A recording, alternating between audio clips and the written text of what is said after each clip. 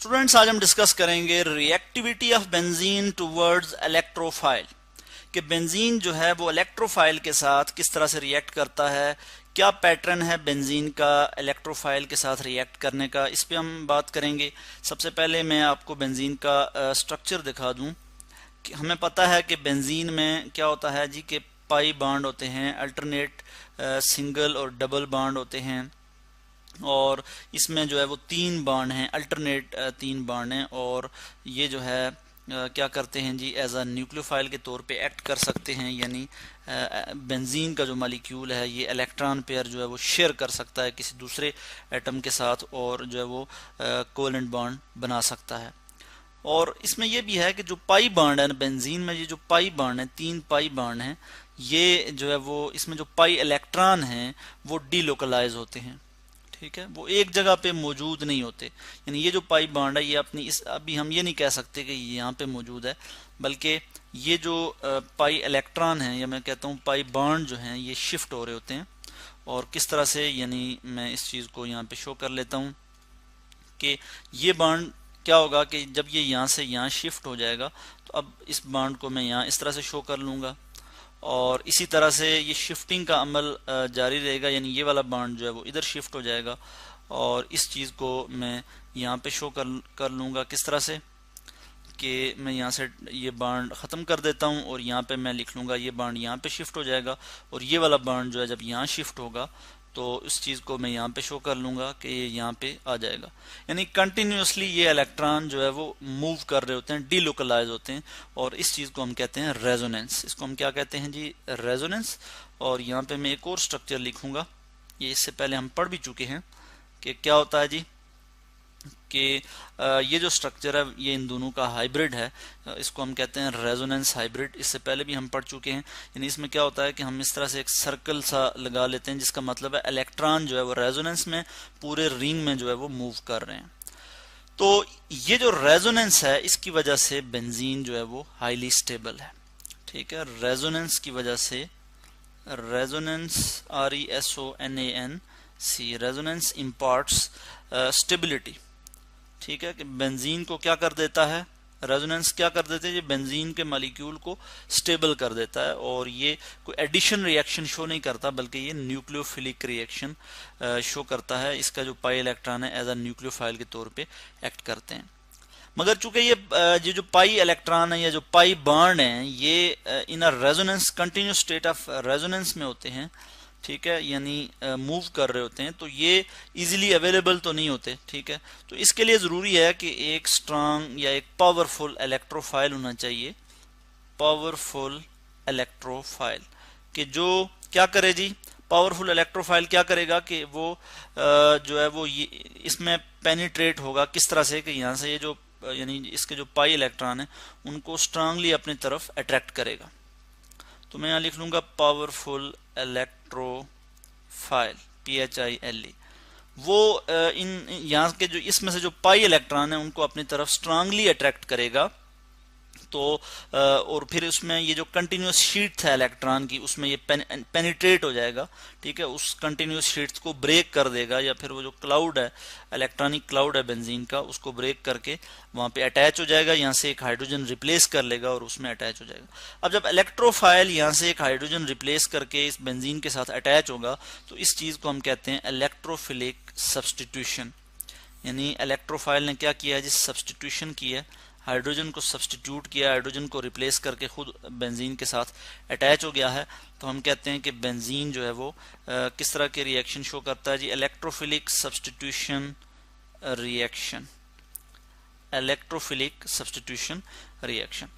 अब हम देखते हैं कि इलेक्ट्रोफिलिक जो सब्सटीट्यूशन रिएक्शन है इस केस में स्ट्रांग इलेक्ट्रोफाइल का होना जरूरी है। स्ट्रांग इलेक्ट्रोफाइल ही क्या कर सकता है कि जो इलेक्ट्रॉनिक क्लाउड है बेंजीन में, ठीक है, या जो कंटिन्यूस शीट्स ऑफ इलेक्ट्रॉन है उसको ब्रेक कर सकता है और उसमें पेनिट्रेट हो सकता है। तो ये स्ट्रांग इलेक्ट्रोफाइल कैसे जनरेट होगा इसके लिए हम यहाँ पे बात करेंगे। ये इस तरह से जनरेट होगा कि हम क्या करते हैं कि किसी लुईस एसिड को, लुईस एसिड, अब लुईस एसिड क्या होता है मैं यहाँ पे लिख लेता हूँ कि इलेक्ट्रॉन पेयर एक्सेप्टर होता है, इलेक्ट्रॉन पेयर एक्सेप्टर। तो हम लुईस एसिड को, जैसे हमारे पास है जी इसको मैं ठीक करके लिख लूँ, FeBr3, ये क्या है जी, एक लुईस एसिड है। इसी तरह AlCl3 मैं यहाँ लिख लूँगा AlCl3, ये भी क्या है, एक लुईस एसिड है। FeCl3, ये भी क्या है, एक लुईस एसिड है, FeCl3। ठीक हो गया। तो ये क्या हैं जी, लुईस एसिड हैं, और ये हमें चाहिए कि वो क्या करें, हमें एक पावरफुल इलेक्ट्रोफाइल जनरेट करके दें।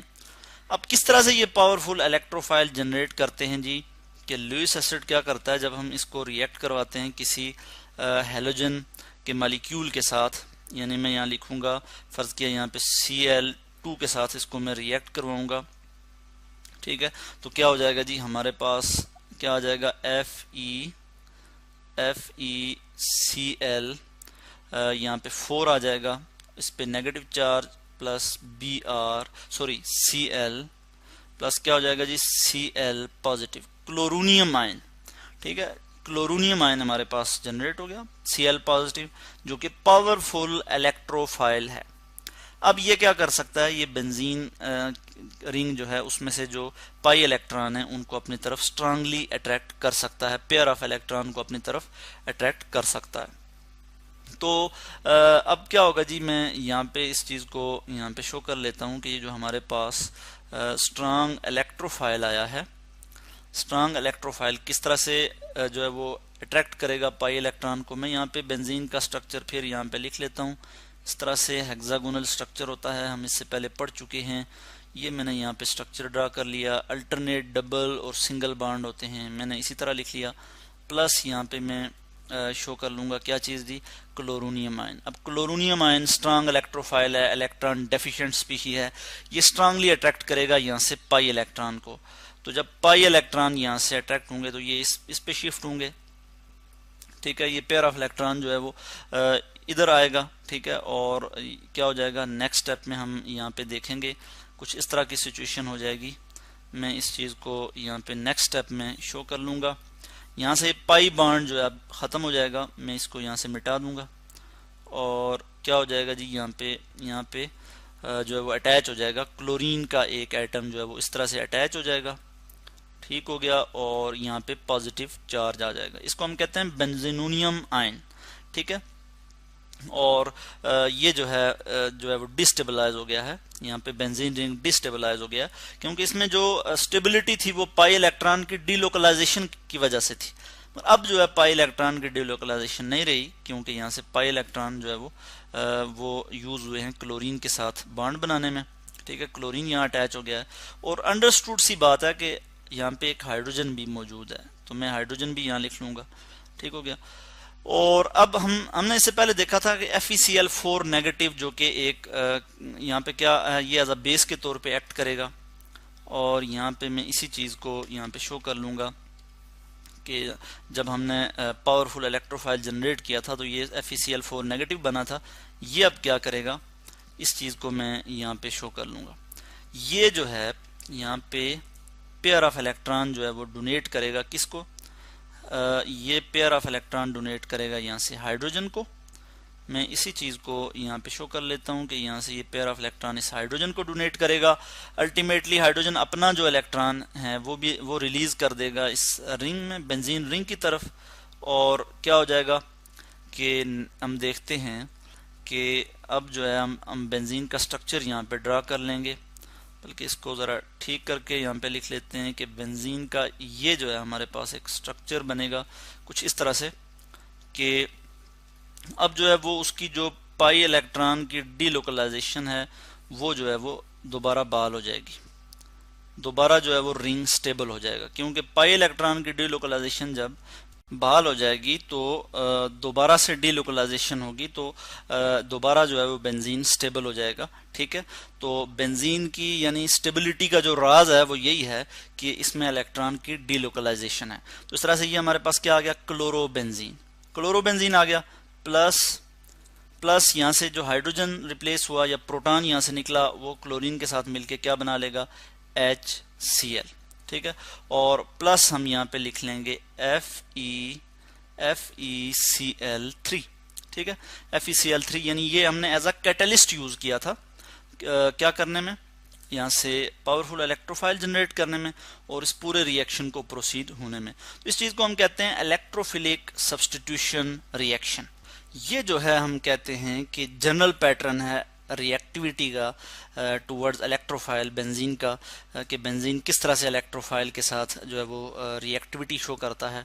हमने देखा कि बेंजीन जो है वो इलेक्ट्रोफिलिक सब्स्टिट्यूशन शो करता है, और इसमें बेंजीन क्या होता है जी, इसमें स्टेबिलिटी जो है वो बेंजीन की रिटेन रहती है, ठीक है। अगर अल्कीन की तरह ये जो है वो रिएक्शन शो करे, तो मतलब एडिशन रिएक्शन शो करे, तो इसकी स्टेबिलिटी जो है वो बहाल नहीं होगी, रिटेन नहीं होगी, और ये डिस्टेबलाइज हो जाएगा। इलेक्ट्रोफिलिक सब्स्टिट्यूशन के केस में इसकी स्टेबिलिटी जो है वो रिटेन रहती है, यानी बरकरार रहती है।